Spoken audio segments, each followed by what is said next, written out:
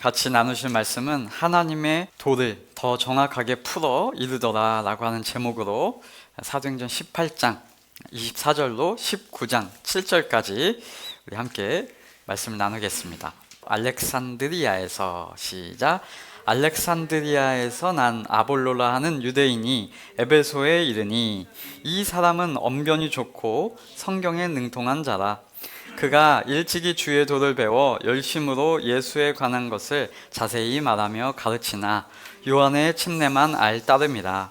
그가 회당에서 담대히 말하기 시작하거늘 브리스길라와 아굴라가 듣고 데려다가 하나님의 도를 더 정확하게 풀어 이르더라. 아볼로가 아가야로 건너가고자 하므로 형제들이 그를 격려하며 제자들에게 편지를 써 영접하라 하였더니 그가 감에 은혜로 말미암아 믿은 자들에게 많은 유익을 주니 이는 성경으로서 예수는 그리스도라고 증언하여 공중 앞에서 힘있게 유대인의 말을 이김이더라. 아볼로가 고린도에 있을 때에 바울이 윗지방으로 다녀 에베소에 와서 어떤 제자들을 만나 이르되 너희가 믿을 때에 성령을 받았느냐? 이르되 아니라 우리는 성령이 계심도 듣지 못하였노라. 바울이 이르되 그러면 너희가 무슨 침례를 받았느냐? 대답하되 요한의 침례니라. 바울이 이르되 요한이 회개의 침례를 베풀며 백성에게 말하되 내 뒤에 오시는 이를 믿으라 하였으니 이는 곧 예수라 하거늘 그들이 듣고 주 예수의 이름으로 침례를 받으니 바울이 그들에게 안수하매 성령이 그들에게 임하심으로 방언도 하고 예언도 하니 모두 12사람쯤 되니라. 아멘. 주일에 교회에 오시면 저와 여러분이 함께 하나님의 말씀을 듣고 나눕니다. 이것을 영어로는 프리칭이라고 하고요. 우리나라 말로 설교라고 흔히 말합니다. 사람들은 설교 듣기를 좋아할까요? 싫어할까요? 네, 사람들이 말하는 표현으로 보면 별로 좋아하지 않는 듯이 보입니다. 왜냐하면 사람들이 말하는 말 중에 어떤 사람이 이렇게 말하면 어이구 또 설교한다 설교해 라고 비아냥거리듯이 얘기하기도 하고요. 설교할 거면 1절만 해 하고 표현하는 경우가 있기 때문입니다. 여러분, 설교라는 말이 세상 속에 왜 이렇게 안 좋은 뉘앙스로 전락해 버렸을까요? 설교자의 한 사람으로서 민망하기도 하고요. 참 그런 말을 들으면 참 안타깝기도 합니다. 제가 이제 목회자로서 살아가면서 저를 아시는 한 분이 저를 좀 격려해 준다고, 저를 좀 칭찬해 준다고 말을 하면서 하는 얘기가 있었어요. 그게 뭐냐면, 목사님은 참 목회자 같지 않아서 좋아요 라고 저한테 격려 같은 말을 해주셨습니다. 여러분, 이게 칭찬인가요? 아니면 먹이는 건가요? 들으면서 격려해 주시는 건 맞는데 한편으로 생각이 드는 거예요. 목회자가 안 좋은 건가? 목회자 같지 않아서 좋다는 말은 과연 무슨 말인가? 칭찬하시려는 맥락이었으니까 세상에서 목회자에 대한 인식이 좋으면 그렇게 말 안 하고 이렇게 말해야겠죠. 목사님은 참 목회자 같아서 좋아요. 이게 바른 방향이어야 하는데 우리 시대 세상의 인식이 설교니 또 목회자니 이러한 인식들이 세상에 나타낸 그 모습이 많이 왜곡되어 있고 또 안타까운 인식으로 전락되어 있는 것 같습니다. 네, 저는 목회자이고요. 목회자로서 또 설교를 하는 사람이니까 이러한 모습과 인식들 또 왜곡된 현상들이 바르게 정립되어져야 하겠다라고 소망하는 사람 중에 한 명입니다. 목회자로서 또 저와 여러분이 함께 설교를 듣고 나누는 사람으로서 꼭 생각해 보아야 하는 부분이라고 저는 생각합니다. 왜 사람들은 어떤 말을 하면 설교라고 하면서 듣기 싫어할까요? 먼저 설교라고 인터넷 검색창에다 사전을 열어놓고 딱 찾아보니까 주보에도 써드렸는데 두 가지 뜻이 있더라고요. 먼저 1번 종교의 교리를 설명함 또는 그런 설명이라고 되어 있었습니다. 여기서 우리에 적용하면 종교라고 하면 기독교라고 할 것이고요. 그 기독교의 내용을 설명한다라고 하면 기독교의 내용은 성경이라고 우리는 알고 있고, 즉 성경을 설명하는 것, 그것을 우리는 설교라고 할 수 있을 것입니다. 그 기독교의 내용, 즉 성경을 자세히 풀어 설명하는 것이 설교라고 정의를 해보십시다. 그럼 그 내용, 무엇을 계속 설교하고 있는 것이 될까요? 바로 기독교의 내용, 성경의 내용, 바로 복음입니다.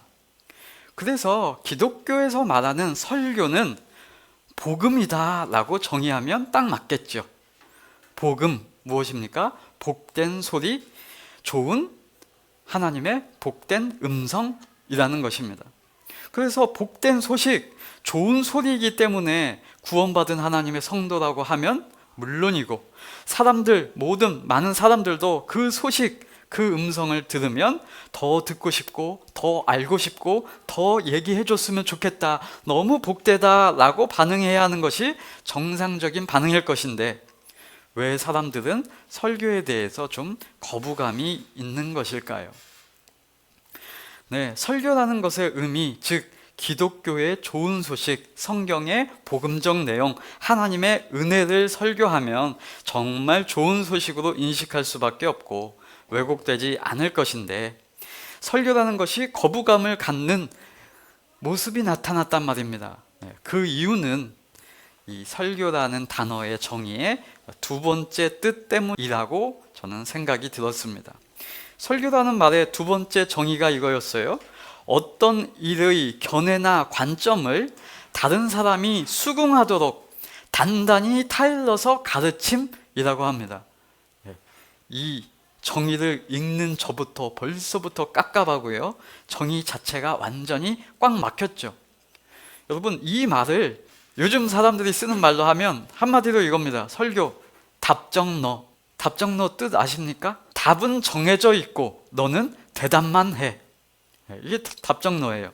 대답을 안 하면, 수긍을 안 하면 설교가 1절, 2절, 3절까지 들을 때까지, 수긍할 때까지 단단히 말하면서 그 견해를 계속해서 주입하는 것, 당연히 듣는 사람 힘들고요, 들으면서도 쉽지 않고 어렵죠. 그렇다면 기독교에서 많은 설교자들이 설교를 한다면 1번 기독교의 내용, 성경을 풀어서 해석하며 그 복음을 말하는 것을 할까요? 아니면 2번 어떤 일의 견해나 관점을 다른 사람이 수긍하도록 단단히 타일러서 가르치는 행동, 그것을 주의해야 할까요? 많은 설교자가 2번을 하는 것은 아닐까 생각이 들었습니다. 1번은 오늘 제목처럼 하나님의 도를 더 정확하게 풀어 이르더라, 이걸 기독교에서 설교라고 하는데, 그러니까 그걸 하나님의 행하심을 선포한다 라고 하는데, 2번은 어떤 견해, 어떤 자신의 생각을 선동하는 것이라고 신학교에서 배웠습니다. 복음은요, 결과를 선언하고요, 하나님이 하신 일을 설명하니까 들으면서도 쉽고 가볍고 마음의 짐이 내려지고 평안한 것이 특징입니다. 그걸 사람들이 잘 들으려고 안 해서 그렇지, 실상 그것을 듣고 보면 이것만큼 쉬운 것이 있나? 와, 이것만큼 가벼운 것이 있나? 이것만큼 천국 좋은 것이 있나? 평안한 것, 기쁜 것, 은혜되는 것, 거저주는 것이 있나 싶을 만큼 행복한 것입니다.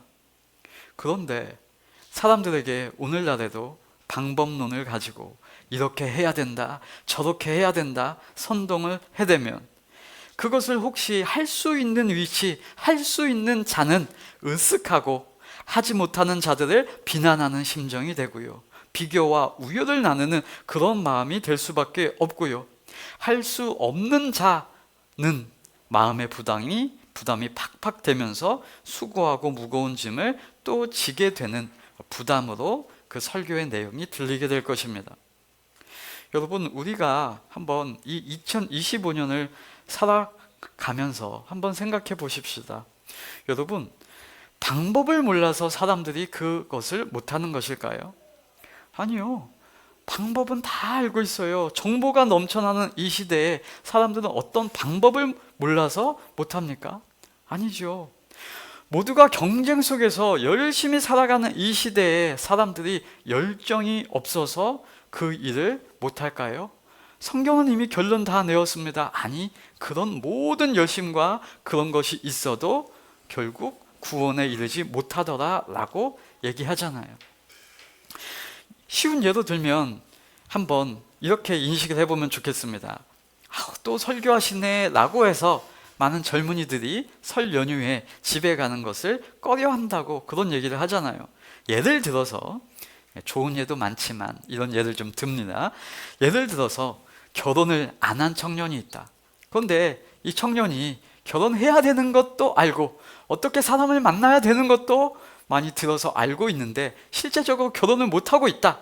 그때 집에 딱 내려갔는데 친척 어르신들이 막 모여서 이제 얘기를 한다고 해봅시다.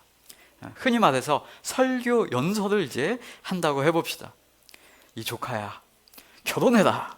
좋은 사람과 결혼해야 된다. 야, 결혼해야 나라가 발전하고 아이들을 많이 낳아야 나라가 발전하고 성장하고, 야, 이러지 않으면 다 나라 망한다. 결혼해야 되는데 너하고 꼭 마음에 맞는 사람과 결혼해야 된다. 성격 차이가 나면, 가치관이 안 맞으면 안 된다. 착한 사람이 최고다. 평생을 나만 사랑해줄 사람을 만나라. 여러 생각, 관념들 2번으로 어떤 일의 견해나 관점을 그 조카가 수긍하도록 단단히 타일러서 가르칠 수 있죠. 네. 그런데요, 이 조카가 이거 해라 저거 해라 몰라서 안 하나요? 그거 선동할 거 없고요. 이 어르신 할 거 한 가지만 하면 됩니다. 뭐예요? 할 수 있도록 결과를 가져다 주면 됩니다.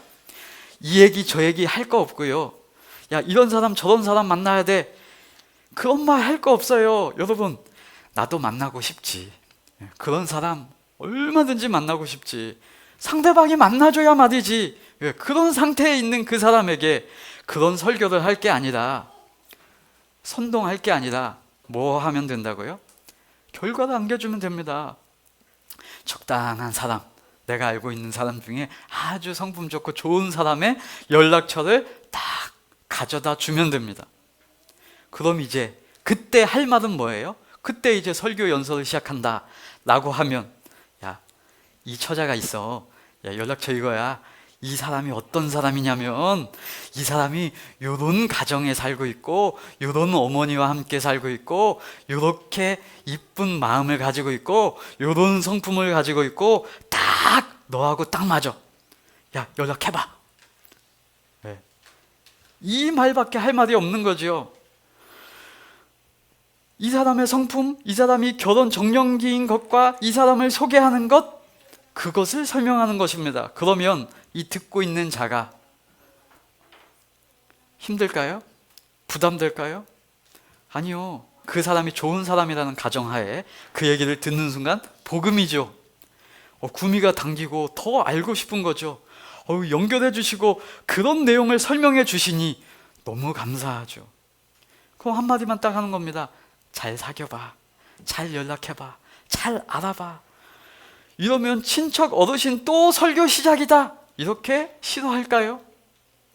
친척 어르신 만나기를 부담스러워할까요? 그렇지 않죠. 볼 때마다 감사하죠. 어이고 고맙죠. 아이고 땡큐죠.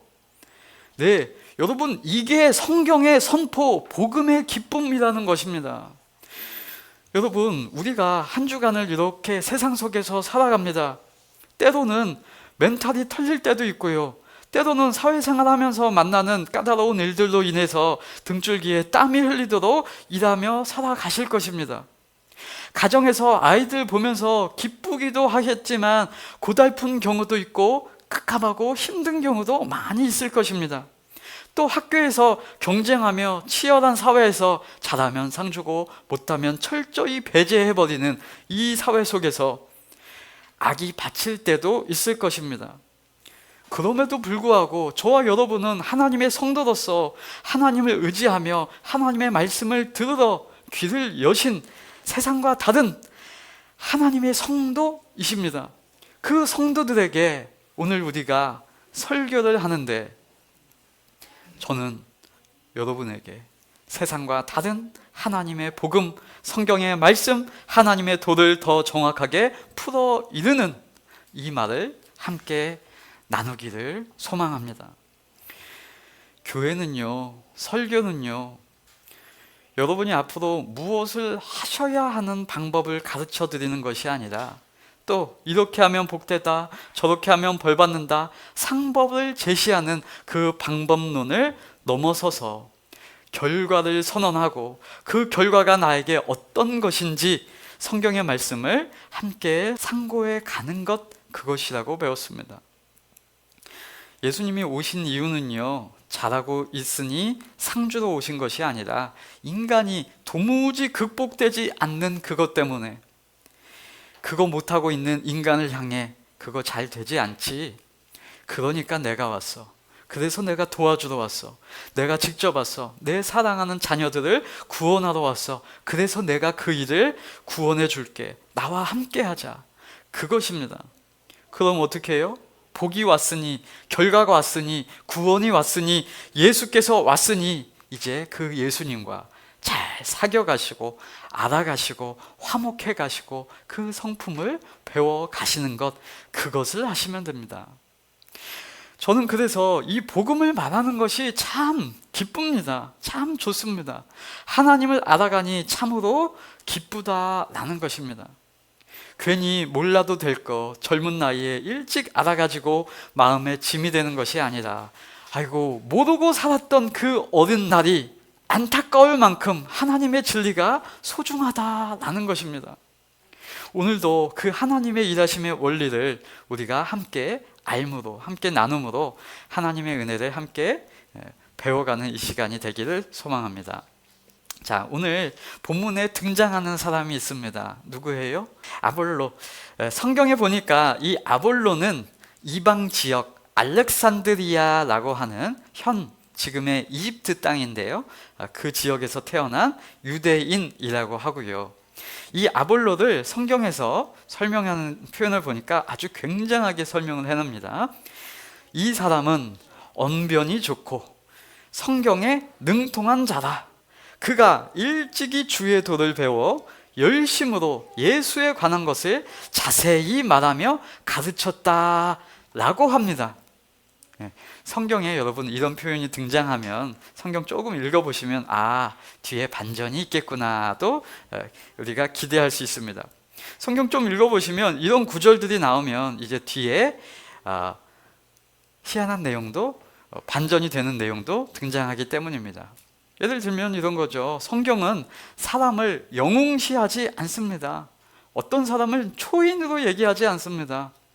누군가 신앙적 영웅으로 등장하는 것 같으면, 그 사람은 막 사람들이 추앙하려고 치면 당연히 안 좋은 모습, 꼭 실수도 나오고요, 이전의 허물도 여과 없이 등장합니다.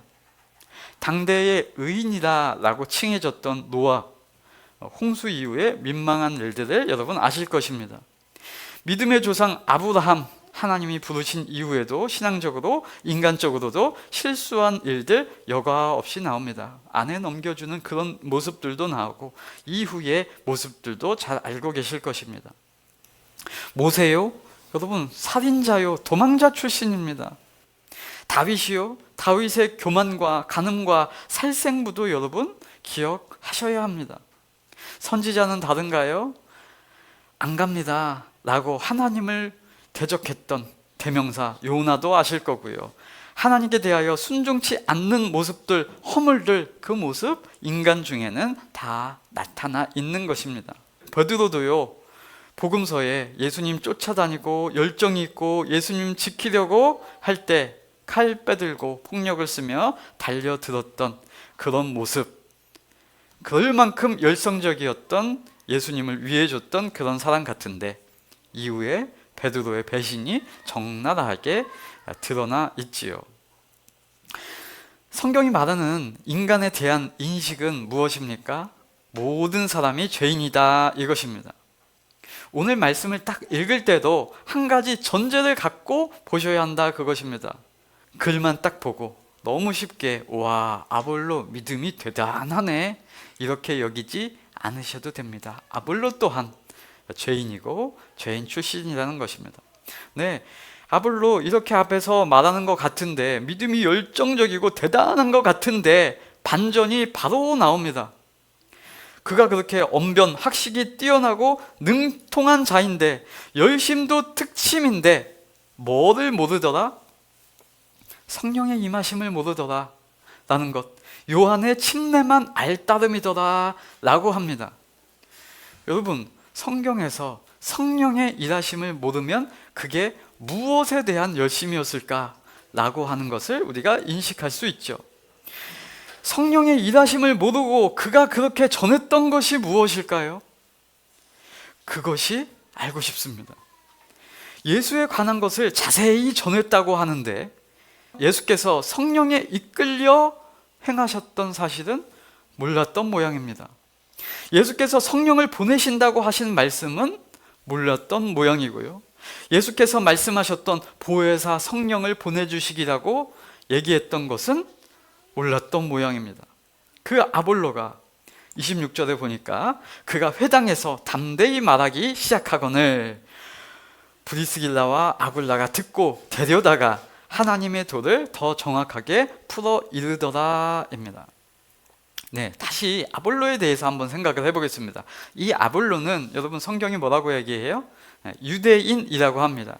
그래서 유대인들은 자신들의 선조 유대인의 하나님을 알고 있었습니다. 네, 유대교라는 것에 대해서 알고 있었죠. 여러분, 지금도요, 현재 지금도요, 유대인들이 하나님을 알고요, 그 하나님의 율법을 아주 세밀하게 정하여서 지키려고 하고 알고 있다고 얘기합니다. 그들은 뭐도 하냐면요, 예수 그리스도가 오셨음도 알고 있습니다. 그것도 역사적으로 기록하고 있습니다. 그러나 뭘 하고 있지 않습니까? 예수를 하나님으로, 예수를 메시아로, 예수를 그리스도로 나의 구원자요, 나의 주님이시요 라고 인정하지 않습니다.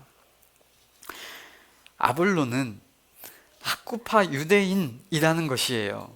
그에 대한 힌트는 그의 출신지에 잘 나오는데요, 그를 소개하는 말에 그가 어디 출신이라고 나옵니까? 알렉산드리아 출신입니다. 이 알렉산드리아 얘기를 딱 하면 뭐가 떠오르시면 좋겠냐면은 학문의 성지, 대도서관이 있었던 지역이라고 생각하면 됩니다. 예수님 오시기 전 235년경에 이미 거기에 뭐가 있었냐면 대도서관이 있었어요.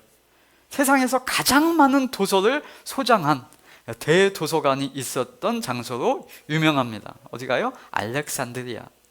또 히브리어로 된 구약 성경을 헬라어로 번역한, 그걸 이제 70인역이라고 하는데 그 성경이 번역된 곳, 그것이 이루어진 곳이기도 하고요, 이 후대에. 그리고 예수님 시대에 유명한 철학자, 역사학자, 그런 사람들이 많이 있었던 곳입니다. 그리고 히브리 종교, 헬라 철학에 대해서도 연구됐던 그곳이 어디입니까? 바로 아볼로의 출신지 알렉산드리아입니다. 그 출신지에 맞게 아볼로는 어떤 자였냐 하면, 한국의 번역은 언변이 좋고 라고 나오는데 원어에서 보면 그냥 말을 잘한다 이게 아니라 학식이 있다, 교양이 있다. 그래서 영어로 번역된 것을 읽어보면 learned man입니다. 번역하면 뭐예요? 배운 사람. 배운 사람, 이 사람이 배우다 뭐도 배웠어요? 경전도 배운 것입니다. 지금 이 사람이 아는 경전은 우리가 가지고 있는 이 성경, 신약 성경이 포함된 이 성경 경전일까요? 아니면 신약 성경은 없는 유대교가 이렇게 기록해 놓은 그 경전일까요? 네, 배우다 경전도 배우고 뭐도 들었어요? 요한의 침례라는 것도 들었습니다. 그리고 예수라는 선생에 대해서도 들었습니다. 그것을 유대교 회당에서 뭐 하더라? 말하고 있더라 라는 것입니다. 그런데 그는 뭐는 모르고 있더라? 성령의 임하심, 예수 그리스도를 제대로 알지 못하는 상태이다 라는 것입니다. 아니 목사님, 여기에 주에 대한, 주의 도 이런 표현을 쓰잖아요. 예전에 한번 했었죠. 주라는 말은 예수를 의미하는 말만 쓰는 것이 아니라 주 하면 그냥 선생님, 주인님, 이런 표현들, 어떤 능통한 자에 대한 말. 네. 또 여기서 질문이 생기죠. 그가 성경에 능통했다라고 하잖아요. 그가 일찍이 주의 도를 배웠다고 하잖아요. 네, 주의 도는 했고요. 그가 구약 경전에 학문적으로 공부를 한 것이고요. 열심으로 예수에 관한 것을 자세히 말하고 가르쳤다 하는 것은 열심만 강조되면 와, 정말 열정 있다, 대단하다 라고 말할 수 있겠지만, 사도 바울의 표현으로 열심이 있으나 바른 지식으로 행한 것이 아니면 그 열심은 무서운 것, 잘못된 방향으로의 열심도 될 수 있다는 것을 알아야 하지요. 여러분, 제가 아는 신학자들 중에는 예수를 안 믿는, 성경에 능통한, 성경을 읽고 있는 신학자들이 있을까요? 없을까요? 있죠. 성경을 홀리 바이블로 여기지 않고 그저 훌륭한 책이다, 훌륭한 입문서다, 경전이다, 종교 교양으로 열심히 설명하는 사람들 많아요. 그런 자가 생각해 볼 때, 여러분, 예수를 그리스도로, 예수님을 구원자로, 하나님으로 믿기가 쉬울까요? 어려울까요?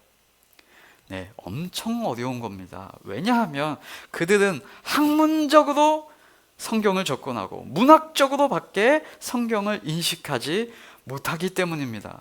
지금 성령님이 임하시지 않고는 예수님을 나의 주인이시다, 예수님이 구원자시다, 예수님이 그리스도시다, 예수님이 나의 아버지시다 라고 하지 못하는 것입니다.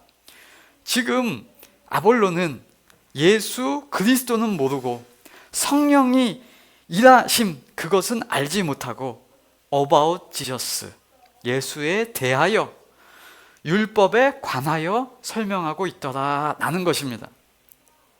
우리는 about Jesus 말고 예수에 관하여 아는 거 말고 뭘 하고 있는 거예요?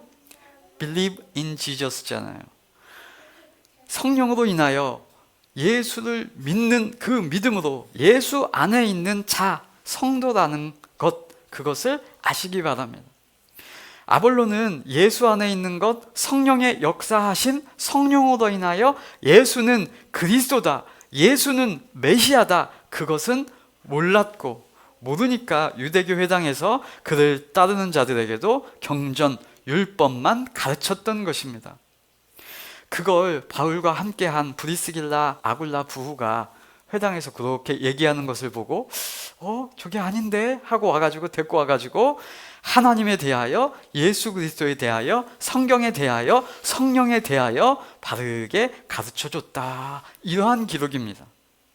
그리고 나서 이제 그 은혜를 받은 아볼로는 뭐라고 나와요? 이제 가는 곳마다 은혜로 말미암아 믿은 자들에게 많은 유익을 주고, 그리고 나서 이제 뭐라고 증언하냐 하면 표현이 바뀌는 거예요. 28절, 이는 성경으로서 예수는 그리스도라고 증언하여 공중 앞에서 힘있게 유대인의 말을 이기미더라 라고요. 지금 이 표현이 바뀐 거예요. 주의 도를 가르쳤다 라고 나오는데, 이제 성경으로서 예수는 나의 구원자야, 예수는 메시아야, 예수는 우리 하나님이야 라고 증언하였다 라고 나오는 거예요. 아볼로가 그렇게 예수 그리스도를 전한다는 것은 지금 인식이 완전히 변화된 것이다 라는 거예요. 내용적으로 보면 이전에는 예수에 관하여, 예수 선생에 대하여, 그 선생의 길에 대해서, 또 성경의 여러 가지 내용들에 대해서 말했는데, 이제는 예수가 그리스도입니다, 예수가 우리의 구원자입니다 하고 증언하는 자가 되었다 라고 변화된 것이죠. 무엇이 이것을 가능케 했다는 것입니까? 성령으로. 그 변화의 증거가 아볼로가 이전에 학구적으로만 가르쳤던 학생들에게도 나타납니다. 19장에 보니까 바울이 아볼로가 있었던 그 에베소 지역에 가니까 그 지역 사람들은 뭐를 몰라요? 성령이 있음을 모르더라라는 것입니다. 예수 그리스도를 알았다면, 예수를 전했다면 성령은 당연히 아는 것이 되어야 하고 알고 있어야 할 것인데, 예수님이 하신 말씀을 몰랐던 것이고 그저 예수에 대하여, 예수에 관하여, 구약 그런 율법에 대하여만 알고 있었던 것입니다. 그러니까 바울이 그럼 침례를 받았느냐? 무슨 침례를 받았느냐? 라고 묻죠. 그들이 대답하는 것 뭐예요? 요한의 침례다 라고 합니다. 그들의 옛 스승 아볼로의 설명과 같다라는 것입니다. 그들은 예수는 그리스도다, 예수는 성령으로 오신 하나님이다 라는 것을 모르니까 그저 구약의 끝 요한까지밖에 모르더라 라는 것입니다. 그러니까 뭘 가르쳐줘요? 바울이 예수 그리스도에 보내신 성령을 가르쳐 줍니다. 4절 바울이 말합니다. 요한이 회개의 침례를 베풀며 백성에게 말하되 내 뒤에 오시는 이를 믿으라 하였으니 이는 곧 예수라 하거늘. 5절 그들이 듣고 주 예수의 이름으로 침례를 받으니 바울이 그들에게 안수하매 성령이 그들에게 임하심으로 방언도 하고 예언도 하니 모두 12사람쯤 되니라 입니다. 지금 이들도 이전에 아볼로처럼 예수를 잘 믿고 있었던 복음의 제자들, 그런 성도의 모습이 아니고요. 예수를 알긴 하나 잘 알지 못한, 그러나 그에 대하여는 자세히 들어본, 그리고 유대 경전에 대해서는 익숙하나 그러나 예수 그리스도의 성령으로 믿지는 않는 그런 자들인 것입니다. 그래서 뭘 전해요? 예수는 그리스도시다 라고 전하는 것입니다. 지금 이게 그들은 예수를 잘 알고 믿었었는데 성령은 못 받았다, 예수는 충만히 알고 성도인데 성령 충만하지 않는 사람이다, 이런 말로 구분하는 것이 아니라는 것입니다. 여러분, 예수님을 바르게 알고 믿었다면, 예수님을 주님으로 시인한다면 다 성령 받은 것입니다. 왜요? 성령이 아니고서는 누구든지 예수를 주시라, 예수를 그리스도라 라고 할 수 없기 때문이지요.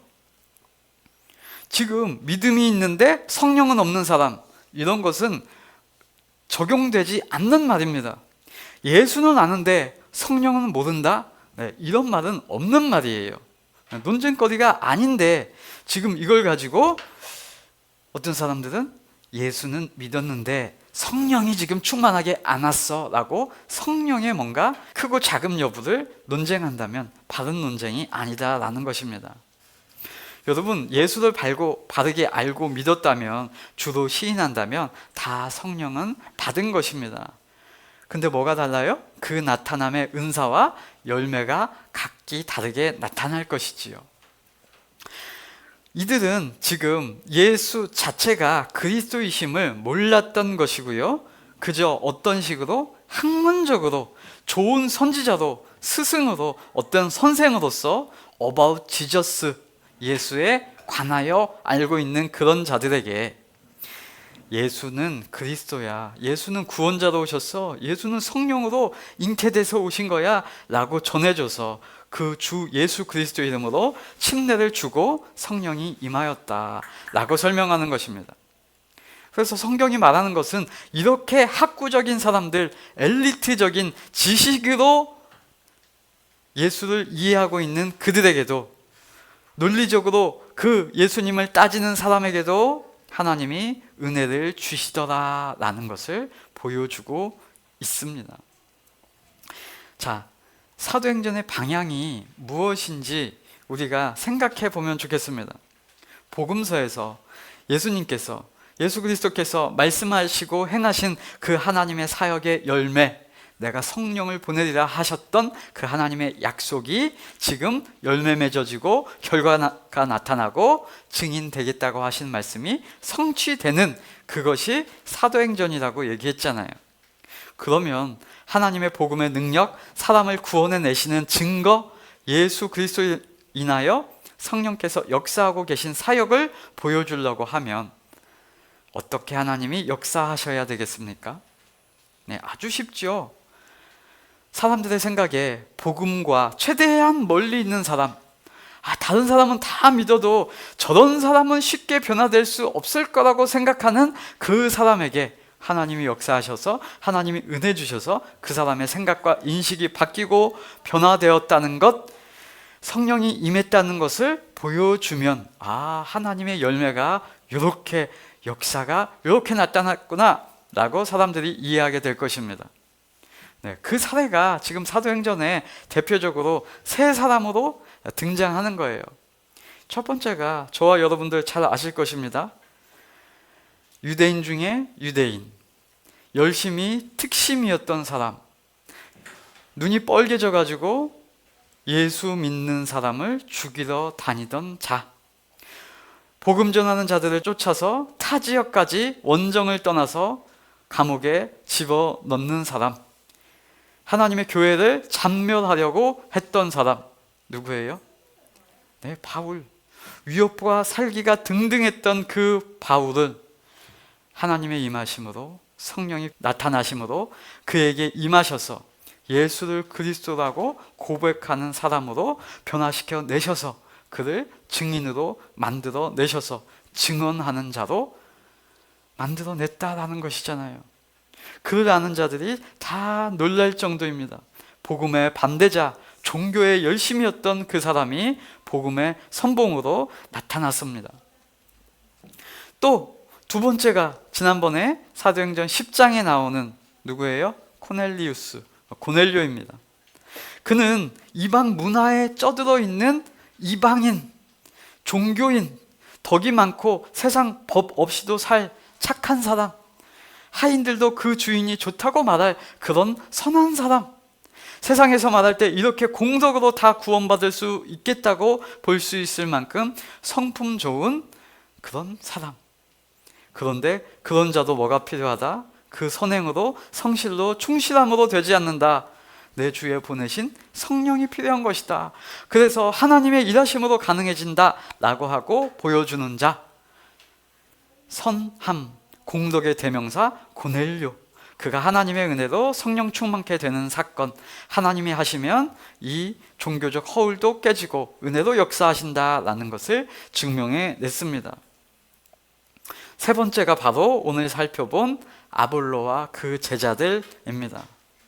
학문적으로, 학구적으로 아주 열심히 있던 사람, 어떤 신비한 성령의 능력 없이도 학술적인 지식으로 내가 도에 도통할 수 있겠다고 생각하는 사람, 그 사람들, 그들에게도 예수 그리스도의 복음의 능력으로 성령으로 임하셔서 은혜로 변화시켜 내시는 하나님의 능력, 이들을 통하여 하나님을 스스로 증거하고 있다라는 것입니다.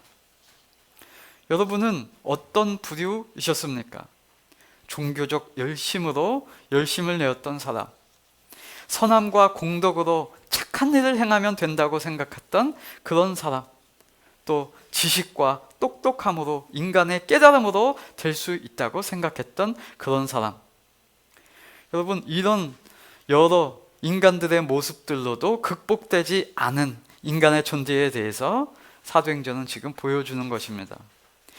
그들도 구원해 내셔서, 그들도 변화시켜 내셔서, 아주 복음과 멀리 떨어져 있는 그들을 새롭게 하셔서 모든 상황 가운데 우리도 부르시고 구원하시고 성령 부어 주셔서 예수를 그리스도다 라고 증언하게 하시더라 라고 선언하는 것입니다.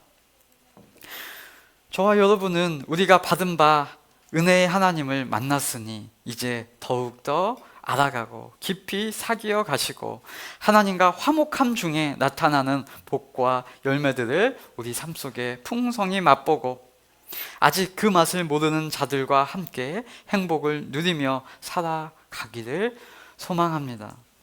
예수님 때문에 기쁘고 복음의 내용 때문에 행복하고 설교의 말씀 때문에 우리 삶의 위안이 되며 기쁨이 되며 위로가 되는 신앙으로 인하여 오늘 이 시간, 이 삶 속에도 세상을 이기고 죄를 이기고 승리하며 살아가는 성도의 향기로운 삶을 만끽하며 살아가시기를 예수 그리스도 이름으로 축복합니다.